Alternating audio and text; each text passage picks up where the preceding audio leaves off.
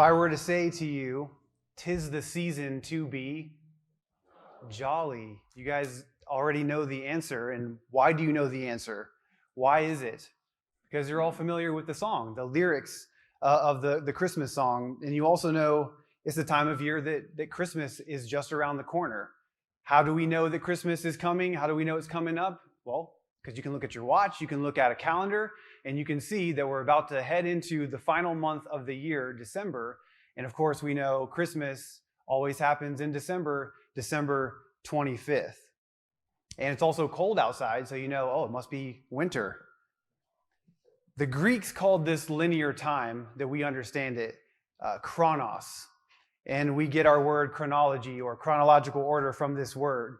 Days, months, years, hours, minutes, seconds is all the chronos way of understanding time. But if I were to tell you that this is just a really difficult season right now, or if I were to say, this is the most exciting season of my life, would you be able to figure out the start and end dates of that? Could you mark it on a calendar and know how long it was and when it was going to come? Of course not. Because those are moments in life that have fluid time periods. Some are long, some are short, some last seemingly indefinite. Many of you were around friends and family for Thanksgiving, and maybe you're still around them right now.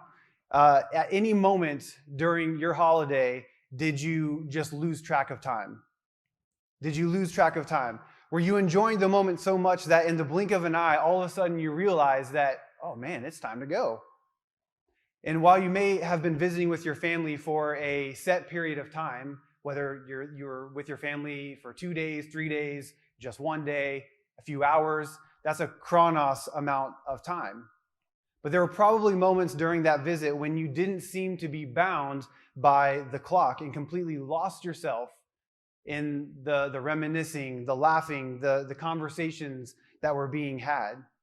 And this understanding of time is one way that we understand not chronos time, but what the Greeks called kairos time. It's moments and events in our lives that seem to fall outside of the clock. It's that experience that seems to transcend the timer. And you've all experienced this. You know the saying, time flies when you're having fun. I'm doing a lot of fill in the blank stuff this morning. Right? We've all experienced that. There's also a negative side of kairos time where time seems to slow down and seems to crawl and go slower than it actually should. Growing up in school, I was in detention a lot for reasons I won't explain here. But I remember, like in high school, our detentions after school were 2 hours, and that 2 hours it felt like 8 hours. It felt like an eternity. But if I were to watch a movie that was 2 hours long, it'd be like, oh, it's over? So that's kairos understanding of time. I'm willing to bet that the best memories and the favorite moments of your life are kairos moments. But I'm also willing to bet that some of the worst moments in your life were also kairos moments, because you may have felt perpetually stuck in a difficult moment in time, a season of life where it felt like you were unable to get out of it.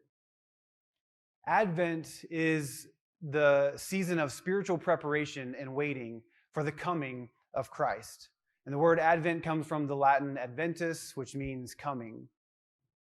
Every year, we know Advent is going to come. We know it's happening. And we'll follow along, and it helps us get ready for Christmas. It's a spiritual reenactment, if you will, it kind of sort of mimics the Jewish people who were in a waiting period. They were in a moment in their history as a people of kind of darkness and uncertainty and difficulty, and it was a trying time for them as they were eagerly waiting for and preparing for the Messiah to come, which we know was fulfilled when Jesus was born. So it's something that we do, this Advent season, is something that we do every year at the same time. Advent, Christmas. We can count our clocks by it. That's chronos. But by practicing Advent on a chronos level, if you will, actually gives us, shout out to my Lift Group peeps, it gives us spiritual technology to manage the difficult, uncertain, and perhaps painful kairos moments of our lives that we don't see coming up on the calendar. There's a universal truth that exists, a universal cycle or a pattern or a rhythm that unfolds in three areas I want to talk about briefly this morning. And if you're taking notes, if you are a note taker, I did the alliteration thing, so they all start with the letter C. So three areas that this universal cycle or pattern exists and how it unfolds. We're going to talk about it. The cosmos, the Christ, that's Jesus, and in God's children. So let's talk about the cosmos for a moment. What do I mean by the cosmos? The ancients would maybe call it the heavens. We know it as the universe. Everything that is creation being an orderly and complex system as a whole. If you're familiar with the winter solstice, you'll know that it's the shortest day and the longest night of the year. Many ancient cultures recognized it as the turning point of the year where more light would begin to emerge and soon spring would arrive. And these ancient cultures that were so tied to the land and relied on farming, it was a natural rhythm, a natural cycle. They would have to harvest all that they could in the fall to have them be prepared and get through the winter. And so lots of cultures had stories about their deities or some kind of mythology surrounding the winter solstice because it was a celestial event that would let them know that more light and warm weather was coming in the season to come. So literally, in the darkest, most difficult season of the year, the winter solstice provided hope and the preparation, waiting, and expectation of the next season. So we see this pattern emerging even in the cycle and rhythm of creation itself. In the darkest time of the year, the sun appears to stand still, is what solstice means. The sun stands still for a few days, but the waiting in that period eventually gives way to more light. So we see this pattern in the cosmos, and we see it, secondly, in the Christ, in Jesus. The pattern is repeated. We see it in the events of the life of Jesus, in the incarnation, the birth of Christ. Scriptures detail the promise of a coming Messiah who would save Israel. But then we know through the history of Israel that they're conquered, nation after nation conquers them, and then eventually are under the Roman Empire, under their rule. And the Israelite people are oppressed and find it difficult and are struggling to survive under this new arrangement.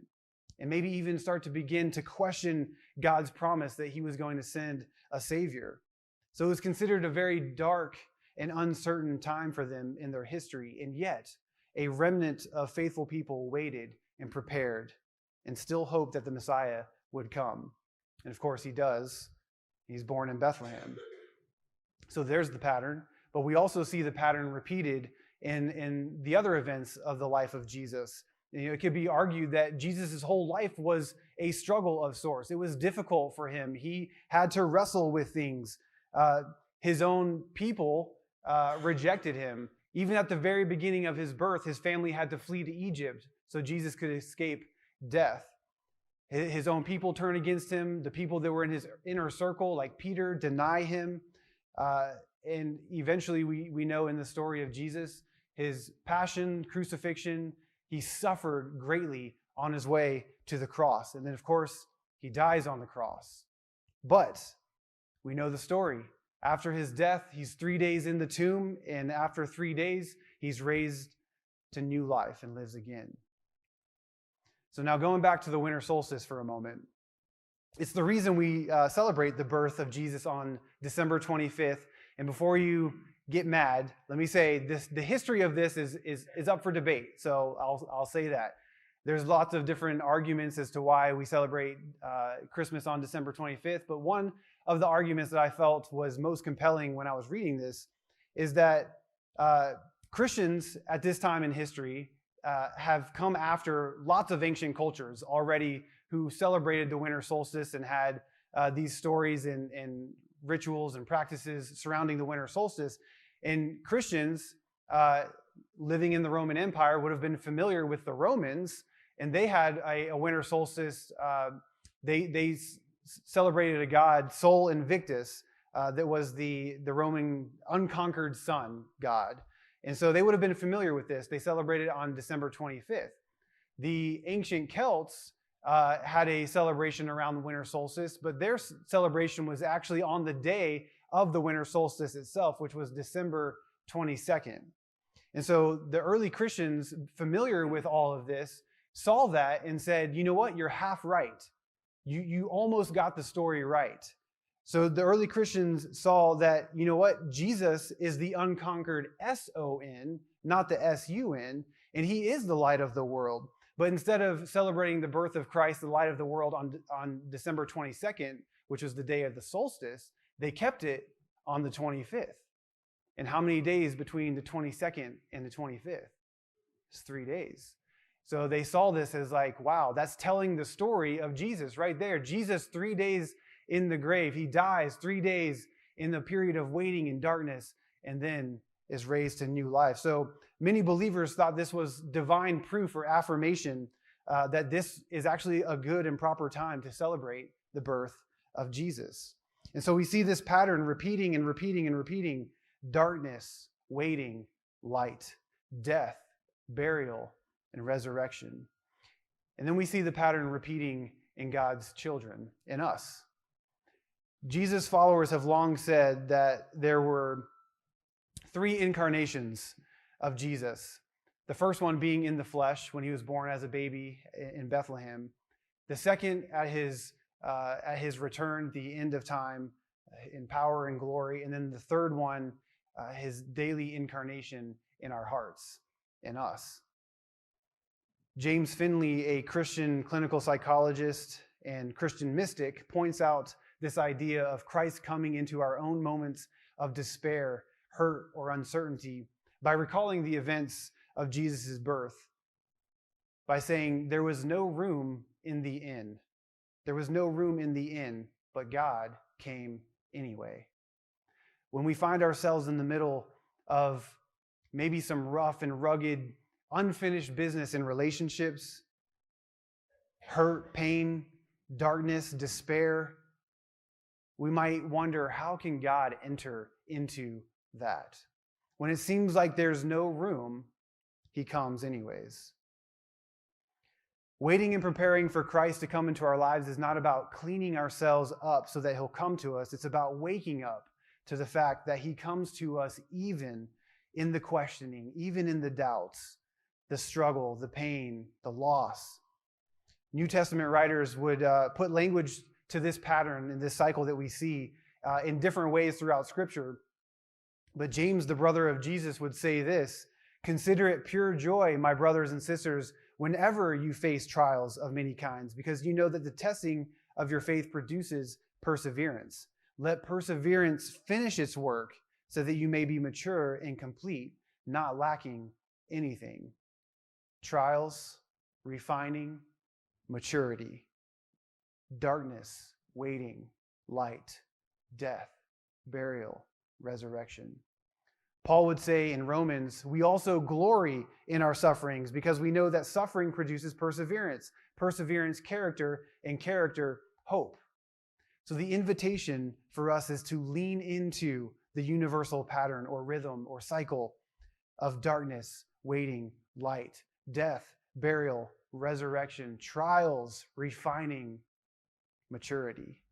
The Bible uses lots of different language at different times throughout to describe and put language to this rhythm, but it's all saying the same thing. Jesus himself would say, take up your cross daily and follow after him. So clearly he's not talking about that we would literally die every day. It's impossible. But what in us needs to die? Could it be that when you are in your darkest, most uncertain times in your life, that Jesus is asking your old self to die so that something can be rebirthed in you? What transformation lies ahead while you're in the waiting period? You know, Jesus doesn't just come to us once a year at Christmas. If you remember us talking at the beginning, Chronos versus Kairos time, practicing spiritual waiting and preparation for Christ coming at the Chronos level every year helps us be prepared spiritually for waiting and preparing for Christ coming into our lives at the Kairos level, so to speak. I have a better way of saying it. Practicing that spiritual preparation during the Advent season each year trains us to perpetually be prepared to receive Christ whenever he comes to us. Or I'll say it this way, a yearly chronos routine builds in us a daily kairos rhythm. Is that starting to make sense? It's like you schedule the drills at practice, so come game time, you're ready for anything that comes at you. I'm sure many of you are, I'll even say all of you probably are familiar with the movie from the 80s, right? Karate Kid. It kind of reminds me of this. So Daniel thinks he's being trained in karate by Mr. Miyagi. Mr. Miyagi has Daniel doing all of these seemingly ridiculous chores and, sand the floor, wax the car, paint the fence, and Daniel's not getting it, and he gets frustrated. He's like, I thought you were supposed to be teaching me karate. And so Mr. Miyagi then finally shows him by a real life, let's put this thing into practice. And so he does the whole thing, show me. I don't want to have to do the whole thing, but you know where I'm going with this. And so Mr. Miyagi, tries to throw some punches, and Daniel does all the stuff, right? And he finally, it sinks into like, oh, all the stuff that I was doing, it actually built up the right musculature and form for Daniel to actually be ready and prepared for martial arts and karate. I think we often feel like our periods of waiting, our moments that seem like nothing is happening in our lives, or we ask those existential questions of like, what does God want me to do right now? I feel like I have no direction. I don't know what's going on in my life. I feel like I'm in this deep, dark moment of despair, and I don't know how to get out. But maybe those are the actual seasons of life where formation can happen in us. Instead of running away from those moments or being afraid of those seasons in our lives, maybe we can embrace them because something new and good might be trying to get out of us. What new thing is wanting to be birthed? What old thing needs to be laid aside? What's something that you need to let die so that you can experience resurrection life?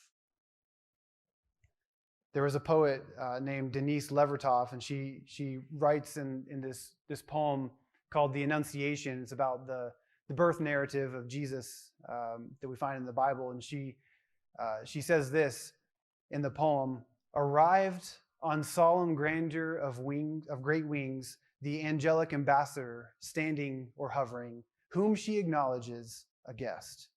But we are told of meek obedience. No one mentions courage. The engendering spirit did not enter her without consent. God waited. She was free to accept or to refuse, choice integral to humanness. And I think she, in this poem, kind of flips this Advent idea of waiting on its head. Because in the Advent season, we talk about us waiting for God. But what she's saying here is that God might be waiting for us. God waited for Mary to say yes to giving birth to Christ. What might that look like in our own lives? In this period of waiting and uncertainty and darkness that we might feel, what is God waiting for you to say yes to so that Christ might be birthed anew in your life? We might be in a season of waiting, but it's not a passive waiting. It's an active waiting, and it actually takes courage to wait and to say yes to God. Will you pray with me?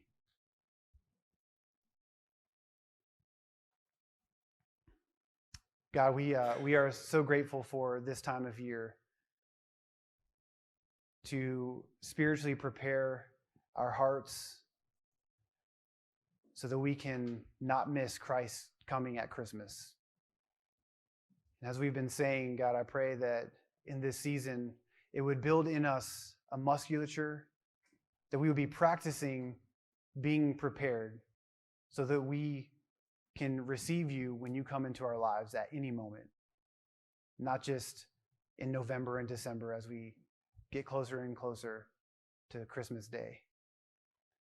So I pray that you would soften our hearts, open our spiritual eyes and ears, that we may see Christ all around us.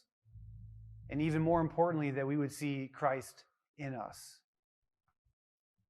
that we would have courage to be able to walk our moments of darkness, to walk in confidence in the moments of uncertainty and hurt and pain in our lives, knowing that that might be the very moment that Christ comes to us.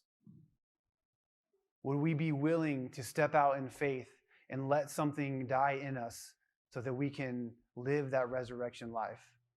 Put our old self away so the new self, the new creation, can take root in us. And may we do it over and over and over again. God, we thank you that this time of year does bring hope and bring joy. And we certainly pray for those who this time of year does not necessarily bring hope and joy, but maybe reminders of trauma, some kind of hurt or pain. But God, I pray that everyone would be willing to see that no matter where we are in our lives, that no matter what season we find ourselves in, if it's the darkest one that we find ourselves in, that there's hope, that a new season, that light is emerging again, and we can look forward to a brighter day. We love you. We thank you. In the name of Jesus.